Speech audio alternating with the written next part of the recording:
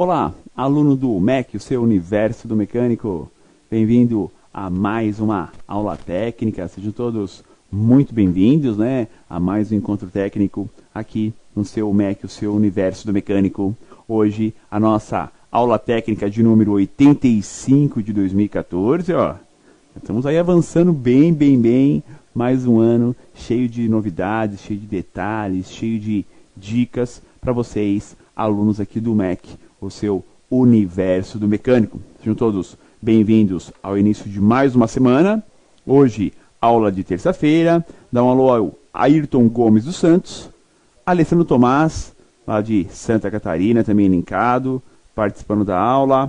Angelino Bernardo, Anísio Halber, KDS Automotiva, Edu Pereira, Alto Rafim, Giba Brás, Ludovico Martino, Magno Bertoldi, Marcos Gutierrez, Washington Silva, Rodrigo Almeida, entre tantos alunos linkados aqui em mais uma aula no seu MEC.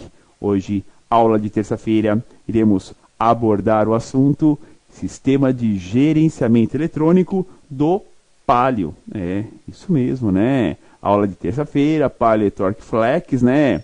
O Alessandro Tomás tá dando uma boa tarde, né? Afinal de contas, lá em Santa Catarina, né? Você tem o que ainda? Bastante sol essa hora, né? Muito sol. Nem é boa noite ainda, né? Ainda é uma boa tarde, com toda certeza. Bom, aula 85, vamos lá. A chamada da aula. Palio e Torque Flex, Sistema de Gerenciamento Eletrônico do Motor. Marelli e AW7GF. E hoje o nosso sétimo encontro, aula sobre sensores, parte 4. Então, hoje é a aula final sobre os sinais de entrada. Vamos abordar vários sinais de entrada também. E relatando para vocês o quê? As informações que chegam, o quanto que é importante para a ECU adequar os mapeamentos. O quanto que é importante para a ECU fazer o quê? Mapear injeção, ignição, entre outros componentes, para que possamos ter o quê?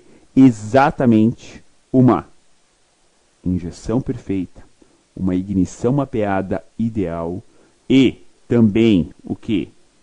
Melhor funcionamento do motor, com mais potência, menor consumo e outra.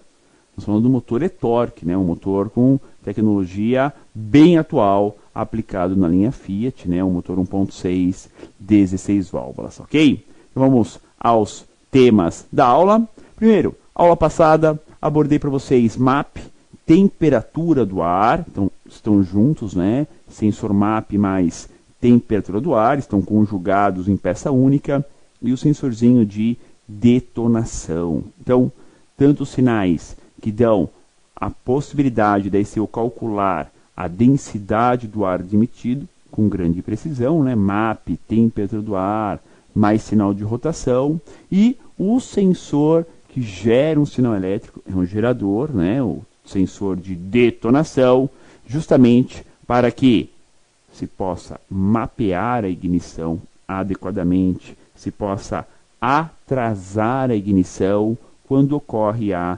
detonação.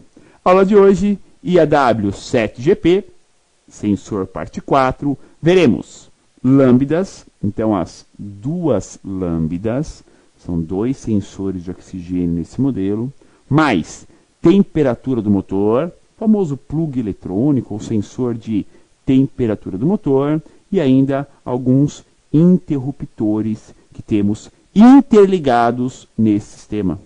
É isso mesmo. Tem peças que anteriormente eram relacionadas ao motor apenas, estão ligadas também ao sistema de gerenciamento eletrônico, ou seja, a mesma ECU, e são os tais dos interruptores que também iremos abordar para vocês nesta aula. Telinha de introdução, então.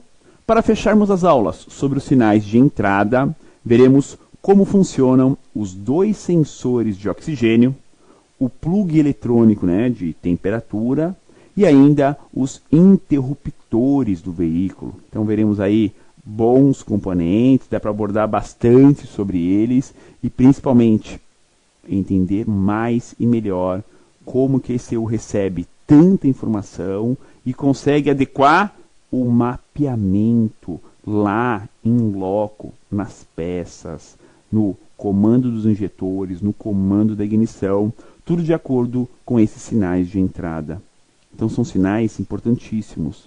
Sempre, sinais de entrada são sinais que permitem o funcionamento correto do motor. Então vamos ao Palio e-Torque.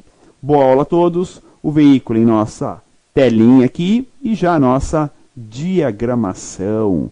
Observem que hoje estamos com todos os componentes na tela do lado esquerdo, com asterisco. Afinal de contas, hoje é a aula final sobre sinais de entrada, né?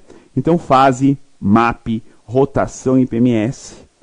Hoje falaremos de temperatura do motor, lâmbidas e os interruptores. Detonação, já falei. Temperatura do ar, posição do pedal e borboleta. São todas informações que chegam até a ECU e a W7GF e, com base nesses sinais, a ECU vai fazer o quê? Vai comandar todos esses atuadores. Ar-condicionado, eletroinjetores, corpo eletrônico de borboleta, ignição, canister, eletroventilador, bomba elétrica e o sistema de partida a frio, claro, é um carro flex também. Detalhes, então, sobre o tema inicial desta aula. A medição da quantidade de oxigênio nos gases de escapamento, antes e depois do catalisador, apresenta condições para ECU adequar a mistura ar e combustível, deixando a mistura sempre próxima do ideal. Então é assim, de acordo com os sinais desses dois sensores de detonação, são dois, né, duas sondas, uma antes, outra depois do catalisador. A ECU tem condições de deixar a mistura na média o ideal. Ou seja, rica, pobre, vai adequando, tracejando aí, né, traçando uma linha reta, teremos a mistura ideal, ou pelo menos muito próxima disso. É esta a ideia. É assim que a ECU trabalha, recebendo sinais dos sensores de oxigênio, as populares sondas, né? Ou sonda lambda 1 e sonda lambda 2. Localização, veja aqui na tela, né? A localização aproximada do sensor lambda 1, que está ali junto ao coletor de escapamento do veículo, e vamos falar justamente sobre isso. Exatamente na tubulação de escapamento, bem junto do coletor, né, de escape, temos antes do catalisador a sonda 1 e logo depois do catalisador a sonda 2. Sempre bem aquecidas por resistência elétrica e, claro, pelo próprio calor, pela alta temperatura do catalisador. A sonda 1, pessoal, está praticamente no meio do catalisador. Está na anticâmara do catalisador. O catalisador é assim, desse tamanho, você tem uma anticâmara, ou seja, uma parte que não tem nada, é vazia. A sonda 1 está lá, nessa anticâmara do catalisador. Tá? Faz esse trabalho de medir a quantidade de oxigênio pouco antes do catalisador. Essa é a função da sonda lambda 1, ou sensor de oxigênio 1. Medir os gases de escapamento precisamente, né? Não são os gases. Ela mede a quantidade de oxigênio antes do catalisador. Lembre-se sempre disso. Sonda lambda só mede um gás. Por quê? Ela é o sensor de oxigênio. Obviamente, ela mede somente o oxigênio na tubulação de escape, comparando um teor constante de oxigênio, que é o que está aqui fora, é o que nós respiramos, com um teor variável de oxigênio dentro da tubulação. Essa comparação entre teor constante, teor variável, com uma placa no meio, né? Teremos tudo bem aquecido. Teremos uma DDP, uma diferença de potencial, uma geração de sinal elétrico que a ECU recebe do sensor de oxigênio. Ou seja, sonda lambda é um gerador de sinal elétrico. Aqui o nosso motor e-Torque 1.6, esse da nossa aula, né? e vamos lá falar sobre ela, sobre a sonda lambda, o sensorzinho de oxigênio, bem no padrão Fiat. O conector é reto ali de 4 fios sequenciais, tá? Preto, cinza, branco, branco, ok? A sonda lambda, fisicamente idêntica que vocês veem no dia a dia, porém, uso modelo, é aplicado o modelo planar, tanto antes como depois do catalisador nessa linha, tá? Então temos a sonda antes e depois do modelo planar nesse Palio e-torque 1.616. E justamente após a rosca, essa ponta do sensor é que estará em contato com os gases de escape. Vai medir todos os gases, vai medir o CO2, vai medir o dióxido de carbono, vai medir o NOx, vai medir os hidrocarbonetos? Não. O que o sensor de oxigênio mede? Olha, que pergunta fácil, né? Olha a resposta. O que o sensor de oxigênio mede? Quantidade de oxigênio. Pessoal, simples e direto. O que o sensor mede? Quantidade de oxigênio. Através do que? Através da comparação entre o teor constante de oxigênio, que está do lado de fora do escapamento, com o teor variável do oxigênio, que está na parte de dentro. O sensor aquecido e essa, né, diferença de potencial gera um sinal elétrico de baixa intensidade, né? Chega no máximo a 1 volt, é muito baixa a intensidade, mas funciona. Mas emite o sinal elétrico com toda certeza, tá? Então são detalhes importantes que nós temos que observar, já que o sinal do sensor de oxigênio adequa a mistura quase que instantaneamente. É o que nós veremos já na sequência. Vamos lá. Sonda lambda é um sensor que mede a quantidade de oxigênio, sempre comparando a quantidade dentro e fora do sensor, né, da ponta do sensor. Que nesta aplicação temos o quê? 2 sensores do tipo planar, todos de 4 fios, né? 2 brancos, um preto e um cinza, né? Justamente para fazer todas as ligações necessárias, positivo e negativo da resistência de aquecimento, o fio cinza que é aterramento e o fio preto que é a resposta. É o sinal que vai para a ECU adequar a mistura. É o sinal do sensor, o que vai pelo fio preto, ok? Funcionamento do sensor de oxigênio. Então aí, um outro exemplo, né, da sonda lambda aí de 4 fios, só como exemplo para vocês, né? Temos o que? Os 4 fios e na ponta, observem como que nós temos carbonização em sonda lambda. Aproveite essa figura para verem, né, que realmente é um componente que sofre muito com alguns defeitos do carro. Desde carbonização causada por combustível, com certeza, né? O combustível ruim acaba carbonizando na tubulação de escape e vai obstruir a leitura do sensor de oxigênio. Já viram falar assim, ó, a sonda lambda está lenta, a sonda lambda está devagar, está travada. O que causa a sonda lambda ficar lenta, travada, devagar? Qualquer camada que nós tivermos ali, seja de fuligem, seja de carbonização, que impeça o sensor de comparar o oxigênio, torna, né, o sinal da sonda bem lento. Característica. Motor queimando óleo. Motor com problema de anel, guia de válvulas, retentor de válvulas. Não vai sair óleo pelo escapamento? Claro, né? Vai queimar o escapamento. Vai sair o que no escapamento? O óleo queimado. Teremos o que ali? Uma película, uma camada desse óleo também no sensor, impedindo que ele faça a leitura corretamente. Então isso é muito comum de acontecer quando o motor já tem um desgaste, já está cansado, coisas do gênero. E o sensor de oxigênio acaba sofrendo com isso também. Claro que sofre, né? Essa película, essa camada acaba que deteriorando, danificando a leitura do sensor. Podemos até tentar limpar, mas não é muito fácil, tá? Pode fazer tentativa de limpeza com descarbonizante spray, para tirar a oleosidade, para tirar o carvão. podemos tentar. Nem sempre resolve, né? Às vezes, só a troca por uma peça nova é que vai solucionar o caso. Então, nem sempre resolve. Temos que fazer o quê? Analisar caso a caso. E, claro, tentativa, né? Tenta limpar. Limpou? Beleza. Não limpou? Paciência, né? Só colocando uma nova.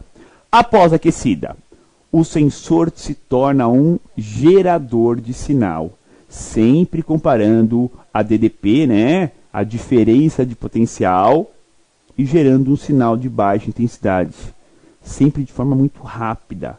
E esse sinal serve para a ECU adequar a mistura ar e combustível. Então, primeiro, para o sensor funcionar tem que estar o quê? Aquecido. Tem que estar quente, porque ele é um gerador de sinal. E um dos requisitos para que ele emita o sinal elétrico tem que estar quente, ou seja, temperaturas aí acima de 200 graus, geralmente, ele já começa a emitir o sinal. Quando ele vai emitir o sinal, quando fazer o quê? Comparar. Dentro e fora, o oxigênio, teor constante, que é o que nós respiramos, daí quase 20%, né, de oxigênio no ar, e o dentro, a variação, que é muito baixinha. O oxigênio dentro da tubulação de escape, pessoal, é muito pouco que sai, porque a maior parte já queima, né? O oxigênio é usado para queimar, para formar a mistura ar e combustível. Então, já queima. E o que sobra é muito pouco realmente. E é isso que o sensor mede. Então tem que estar aquecido, tendo o oxigênio teor constante para comparar e o teor variável. E aí ele gera o sinal elétrico. Ah, é baixinha intensidade, 0,1 volt a 1 volt, muito baixo. Mas é o suficiente para esse ECU comparar, analisar e comparar, né, dentro e fora, o externo e o interno. Pessoal, e a conta é simples. É simples. Se você tem uma mistura muito rica, vai queimar todas as moléculas de oxigênio e ainda vai sobrar moléculas de combustível. Pensem assim. Uma mistura muito rica, o que vai acontecer? Vai queimar todo o oxigênio, porque tem combustível sobrando, agrega com o oxigênio, né? Vai queimar. Vai sobrar o que no escapamento? Combustível não queimado. Tá? Então a mistura rica dá um sinal alto, acima de 0,5 volt. A ECU diminui o tempo de injeção, adequa essa mistura. Aí a mistura pobre vai acontecer o quê? Vai ter moléculas de oxigênio a mais do que a mistura com o combustível. Então, vai queimar todo o combustível e vai sobrar oxigênio. E aí o sinal do sensor fica baixo, abaixo de 0,5 volt. Então é de 0,1 a 0,5 para mistura pobre, de 0,5 a 1 volt para mistura rica. Então temos o quê? Temos exatamente isso. Exatamente um controle em cima de um sinal de um sensor aquecido, temos a resposta de sinal. E essa resposta é a entendida e aceita pelo ECU. Porque logo em seguida ela já altera o tempo de injeção. Ela não espera calcular, recalcular, não. Ela já altera diretamente, logo na sequência. Nem espera, né? Porque é um sinal confiável, tá? É um sinal confiável. Por isso que veículos que tem aí o motor queimando óleo, fica uma droga a sonda lambda. Porque essa camada do óleo queimado vai virar uma película no sensor, né? E ele não consegue comparar. Aí a sonda trava, fica lenta, por aí vai, tá? Então muita atenção com esse detalhe de motor queimando óleo e sensor de oxigênio contaminado, tá? Bom, falar um pouquinho mais sobre ela, sobre a função, né, do sensor de oxigênio, tá? Só que as fotos só para exemplificar, tá? Essa foto aqui, pessoal, temos o que? Uma sonda lambda do tipo Finger. É parecida com a planar, né? Mas não tem o furo central, né? No castelo metálico. Não tem, né, a disposição dos fios também, ó. Você tem o branco, né, oposto ao outro. Na planar é um branco do lado do outro, né? Só uma disposição física aqui, característica da foto, tá? Então, a sonda planar é muito mais nova, muito melhor, né? A função. Pelo sinal do sensor lambda, a ECU corrige imediatamente a quantidade de combustível injetada, para que, na média, a mistura seja ideal. E ainda aumenta a vida útil do catalisador. Esse negócio de mistura rica, mistura pobre, mistura rica, mistura pobre, aumenta o TI, diminui o TI, aumenta o TI, diminui o TI, parece que é esquisito, né? Mas vai ficar oscilando a mistura, por quê, né? Bem estranho. Tracejar aí uma reta, uma média, né? Vamos traçar uma reta, teremos a mistura ideal. Porque o que oscila para cima, para o rico, oscila para baixo, para o pobre. Rico, pobre, rico, pobre. E aí, na média, temos o que? A mistura ideal. Tá? Então, é bem interessante o sinal de sonda lambda. Agora, é um sinal bem rapidinho. Né? O que altera, né, o sinal da sonda é algo muito rápido. Geralmente, uma vez por segundo. Ou seja, sonda que demora muito para responder, geralmente é o que? Uma sonda que tem impregnação. Uma película de carvão, de combustível alterado, óleo de motor, forma ali uma camada nela. Como falei, pode até ser que você consiga limpar essa camada, mas não é fácil. É algo bem difícil, diga-se de passagem. Bom, e aí teremos o que? O sinal da sonda adequando o mapeamento do sistema e automaticamente teremos o que mais, né? O catalisador ter a sua vida útil prorrogada, aumentada, porque tem uma sonda lambda depois do catalisador, só para monitorar os gases pós-catalisador. E claro, né, você compara antes do catalisador, depois do catalisador. Compara se o catalisador está ou não com eficiência. Simples, pessoal. Se entrou uma mistura pobre antes do catalisador e saiu mistura pobre depois, tem alguma coisa errada. O catalisador não está convertendo nada, né? A função dele é conversor catalítico. Faz uma conversão, né? Se não está convertendo nada, está com defeito. Ele está inoperante, já está oco por dentro. Há possibilidade, né? Veja essa foto mostrando justamente o catalisador. Observem, a sonda 1 lá em cima e a sonda 2 embaixo, né? Então a sonda 1 está na nossa direita na tela, a sonda 2 do lado esquerda. Ou seja, na união dos 4 dutos de escape, temos ali uma pré-câmera do catalisador, é ali que fica a sonda lambda 1 e a 2 logo após o término. Temos o que?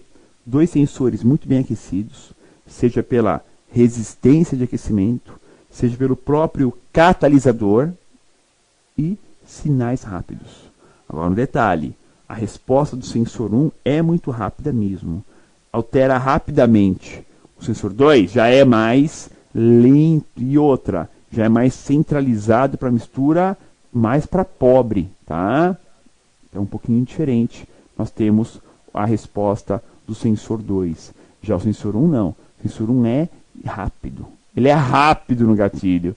A resposta dele é imediata. Vou falar então dessa importância para vocês. Enquanto a sonda 1 serve para controle da mistura, 0,1 a 0,9 volts, a sonda 2, pós-catalisador, sempre para manter esse componente sempre aquecido e ainda mantém a oxigenação do mesmo para aumento da vida útil. Então o que? Nós temos controles feitos em cima, né, de variação da mistura para deixar o que? Tudo certinho, tudo no ideal. A mistura que fica alterando e a ECU corrigindo vai ter lá no final uma mistura ideal. Essa é a função da sonda lambda, pessoal. Adequar isso. Vamos ver como que ela faz? Pinagem dos sensores de oxigênio. Vamos lá, ó. Na vertical, a pinagem, né, a sonda. Na horizontal, sonda 1, sonda 2 é a cor do fio da sonda. Sinal. A resposta do sensor é pelo B62 na sonda 1, B61 na sonda 2 e o fio é preto. 2, massa.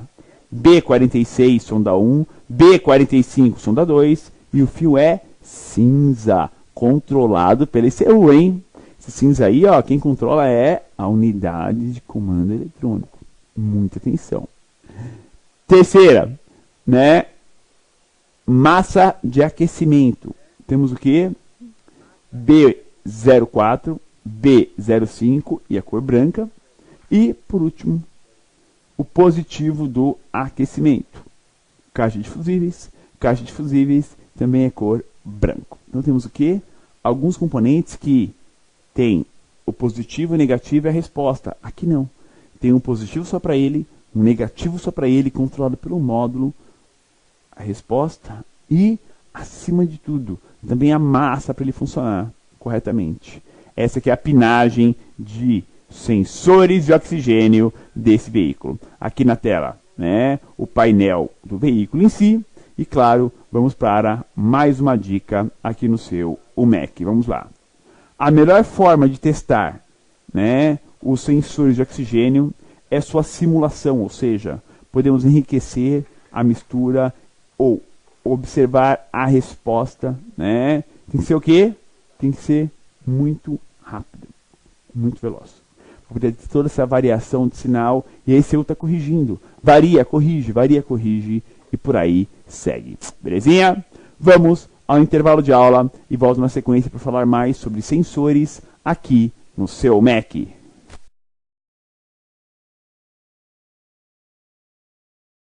Olá, amigo reparador, bem-vindo a mais um programa da série Como Instalar da MTE Thomson. Meu nome é Rogério Costa e eu vou passar para vocês todas as informações para a correta instalação dos nossos produtos.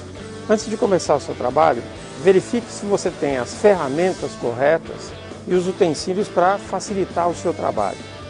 Lembrando que o uso de equipamento individual de proteção é recomendável também.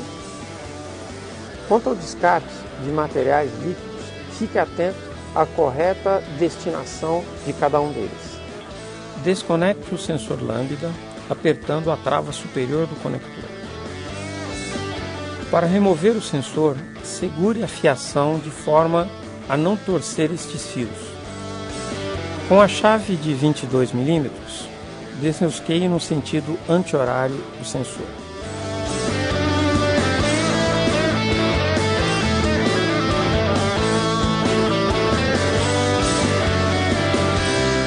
Examine as condições da rosca interna, onde será instalado o novo sensor. Veja se existe a graxa especial somente na rosca do sensor. Instale o sensor tomando cuidado com a fiação para não ficar torcida.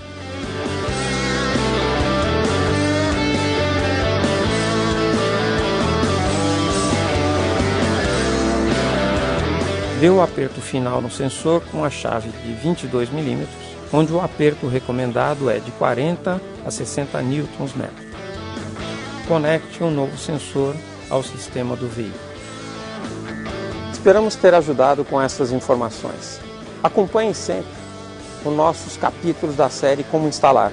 Qualquer dúvida ou sugestão, entre em contato conosco. Até a próxima!